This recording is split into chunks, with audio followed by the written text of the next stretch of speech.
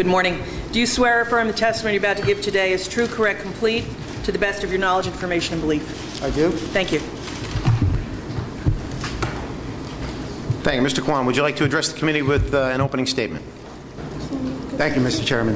I am honored and humbled to appear before this committee in consideration of my nomination to the Supreme Court.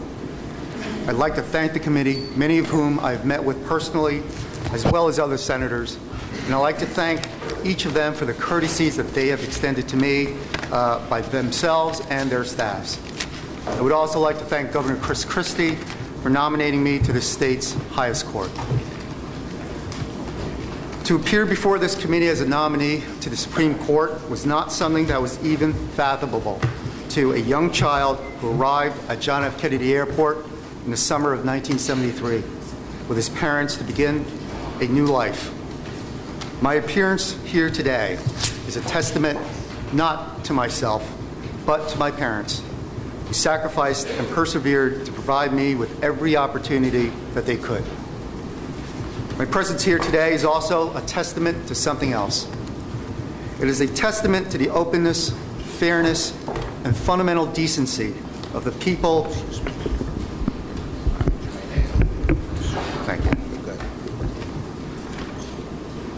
Of the people of this great nation.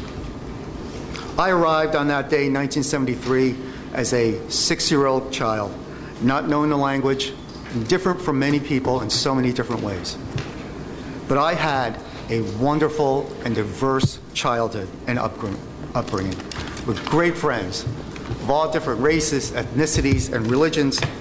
And whatever differences were visible on the surface became less important than the common sense of striving for a better way of life that we all shared. To me, that sense of striving for a better life that is common to so many of us in our family histories is the reason I sit here today. And the reason why the idea of this country as that shining city upon the hill, that beacon of light, resonates with my family and me in a very real way.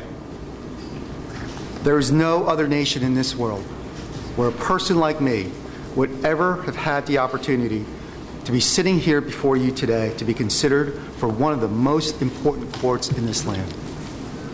Because of the opportunity afforded to my family and me, coupled with my parents' drive to make a better life, I was able to receive an enriching public high school education at the Bronx High School of Science, attend Georgetown University, and earn my law degree at Rutgers Law School in Newark. It was at Rutgers where my legal education began, and it is in New Jersey where my legal career has remained ever since.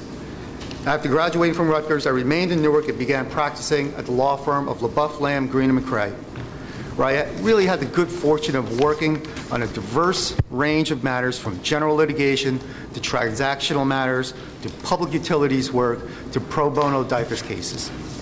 After 3 years at LaBeouf, Lamb, I was selected by Judge Harold Ackerman of the United States District Court for the District of New Jersey in Newark to serve as one of his law clerks.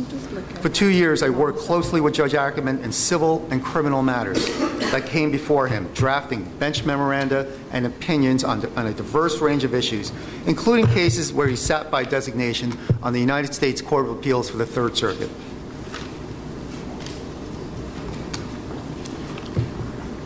I then began my career in public service at the United States Attorney's Office in Newark, where I had the experience of working with some of the most distinguished litigators in this state, including our Chief Justice, Stuart Bradner. As an assistant United States attorney, I led investigations and prosecutions of a broad range of federal crimes, such as public corruption, drug trafficking, and gangs. I was then promoted to supervise a group of prosecutors focused solely on violent gangs in New Jersey as the chief of the Violent Crimes Unit. Then, for nearly 4 years, I served as the Deputy Chief of the Criminal Division, the largest division at the United States Attorney's Office, where I became responsible for over 35 federal prosecutors, investigating and prosecuting economic crimes, computer crimes, gangs and drug trafficking, and terrorism matters. I consider myself incredibly fortunate to have served for those years as a federal prosecutor and privileged to have learned so much of the professional and ethical practice of law from judges, lawyers whom I worked with, and lawyers I had cases against, who all are devoted to the public interest throughout this state. After more than a decade at the U.S. Attorney's Office, I was appointed the First Assistant Attorney General under General Paula Dow. As First Assistant, I was the Principal Legal Advisor to General Dow and now General Jeffrey Chiesa, and have significant operational responsibility for nearly 8,000 employees in the Department of Law and Public Safety, the state's largest department. I've had the opportunity to work on an extensive range of civil, criminal, administrative matters, consumer affairs, and gaming issues, as well as state police matters. As the state's largest law firm, we advise every department of government and serve as lawyers in all litigation in which the state is either a defendant or a plaintiff. With this broad and diverse experience, I believe I am ready for the daunting challenge and incredible responsibility for which this committee will consider me today. Throughout my entire legal career here in New Jersey, I have developed an unparalleled respect for both the role of the court in our constitutional structure and the men and women called to serve in the judiciary. I approach the possibility of service on the High Court with the humility that comes from following so many talented and dedicated members of the bar. I am mindful that all members of the court must respect the rule of law set forth in our guiding legal document, the Constitution, which creates a balanced form of government with no single branch above or beneath the others. It has been and remains emphatically the province and duty of the judiciary to interpret the law. Yet the separation of powers that is so essential to our form of governance clearly and wisely places the responsibility for determining the policies of our state with the members of the legislative and executive branches elected by the people. It is my utmost belief that a justice of the Supreme Court must always act fairly, justly, impartially, and with unwavering commitment to the principle that all persons are equal under the law. A justice must forever sit independent and resist influences beyond the facts of each case and controversy in order to preserve the integrity that has defined the Supreme Court since its creation. If honored to be confirmed by this body, I pledge to uphold these standards every day of my service to the people of this state.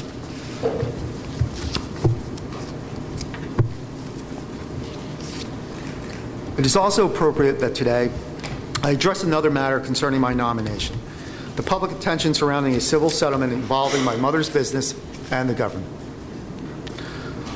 Because I've had the opportunity to discuss this matter with many of the members of the committee in my one-on-one meetings, which I have appreciated, I'd like to briefly address some of the concerns raised with your permission, Mr. Chairman. My father and mother have been small business owners for over 35 years. They started out with a small liquor and wine store in Yonkers, New York, relocating first to Riverdale in the Bronx section of New York, and finally to the current store in Mount Vernon, New York. Their hard work and sacrifice for more than 3 decades have been the cornerstone of the store's success.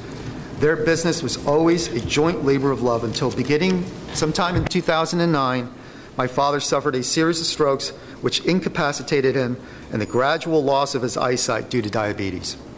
Unfortunately, his illness and declining health have made it impossible for him to work or even leave his home since that time. Because of that, the work that used to be done by both my father and mother has now fallen primarily on my mother. She handles all aspects of the business, from ordering merchandise to making sure the shelves are properly stocked, to dealing with vendors and customers and serving customers, and all of the things necessary to ensure that a small business like hers remains competitive with some of the larger businesses in the area. In addition, she handled the bookkeeping and banking for the business. And it is in this latter area that some issues have recently arisen. My mother developed a routine where she would make deposits of the cash generated from the sales from the store in sums under $10,000. Now, I have some experience in this area. By law, any cash deposit of more than $10,000 requires the bank to file what is known as a currency transaction report, or a CTR. This is simply a report that documents the transaction. There is no tax payment or any form of liability attached to the filing of a CTR.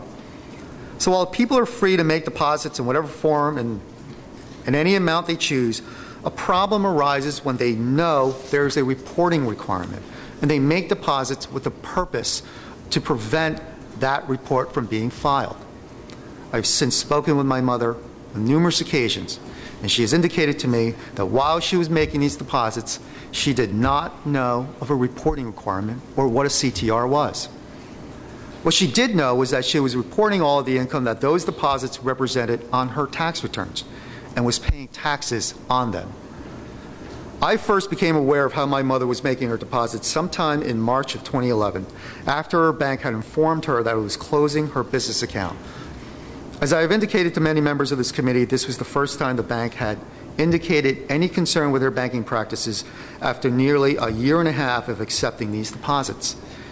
After asking her questions about her banking practices, it became clear to me that the way she was making her deposits likely raised suspicions that she may have intended to evade the CTR from the perspective of the bank. Moreover, I knew based upon my experience that although the structuring law, standing by itself, simply seeks to prevent the non-reporting of cash transactions in excess of $10,000 to the government, it is ultimately geared to ferret out schemes of money laundering and tax evasion. As her son, I explained to her that making deposits in this way probably raised red flags with the bank. I advised her that she should make her deposits in whatever denominations she received them and let the bank simply file the CTRs when they exceeded $10,000. And once informed, that's what she did, and that's what she's done ever since. In June of 2011, however, the Eastern District of New York instituted a civil action and seized approximately $300,000 from the store's business accounts based on their belief that my mother was structuring her deposits to avoid the CTR filing requirement. It was immediately evident to me that once the government seizes money, in order for my mother to show that she was not aware of any CTR filing requirement and to have any chance of her getting any of the money back, it would, as a practical matter, be incumbent upon her to prove to the government that she did not know about the CTR requirement and that, and more importantly, that she was not attempting to launder funds or evade taxes. Now, based upon my position in state government at the time and my prior position as an assistant United States attorney, the only thing I felt I could properly do was to help her get adequate legal representation. That is what I did, and then I removed myself from any substantive involvement in that process. To this day, I have never spoken or contacted anyone in the Eastern District of New York about this matter. Nor do I have any involvement in this store. I am not an owner, officer, or employee of the store. I do not work at the store, even on occasion. I have no involvement in the operation of the business or any aspect of its financial affairs.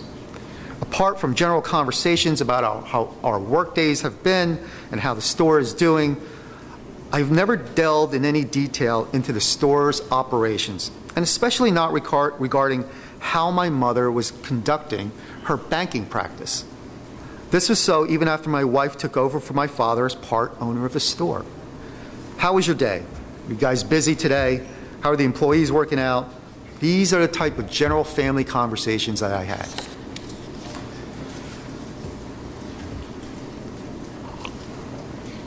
Ultimately, my mother did get appropriate counsel, and they worked to go through the sales receipts and all the deposit slips and the tax returns.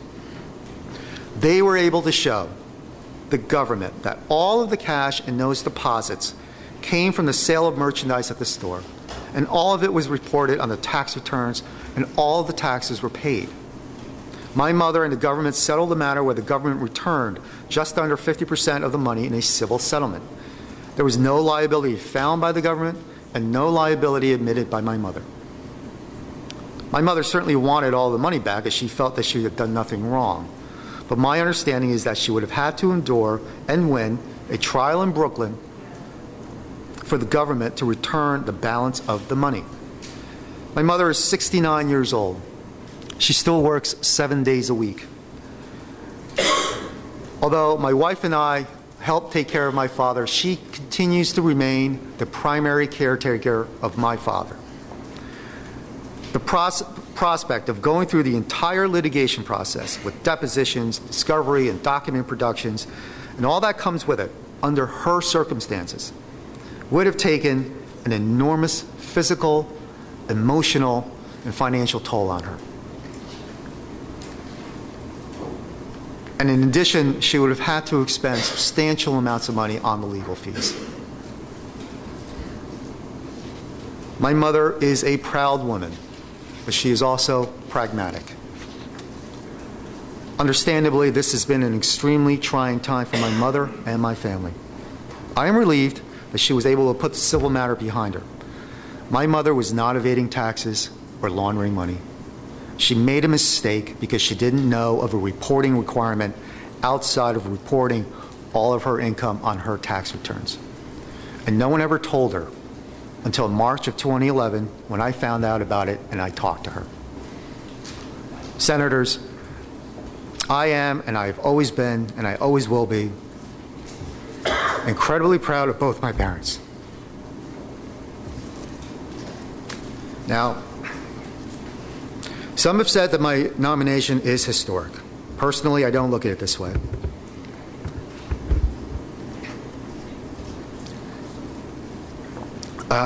Perhaps my parents will never be considered giants of history, but they will always be giants to me.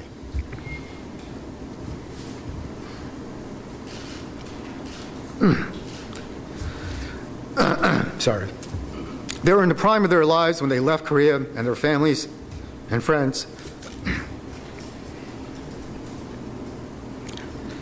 To go off to a far-off place that was completely different in terms of culture and language. And they did it all for one thing: opportunity for them, but especially for me. They may not be giants of history, but I think people like my parents, who work every day,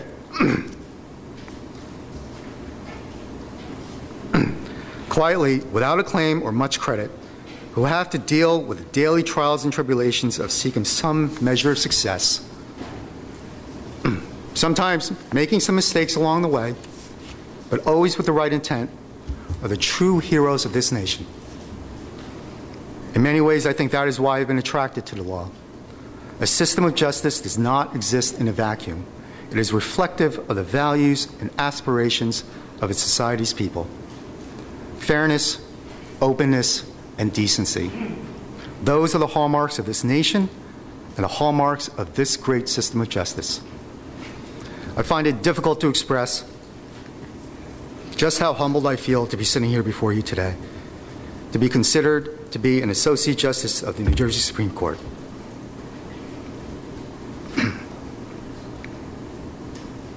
I truly appreciate this opportunity, Chairman, and I thank this committee for considering my nomination, and I look forward to answering your questions.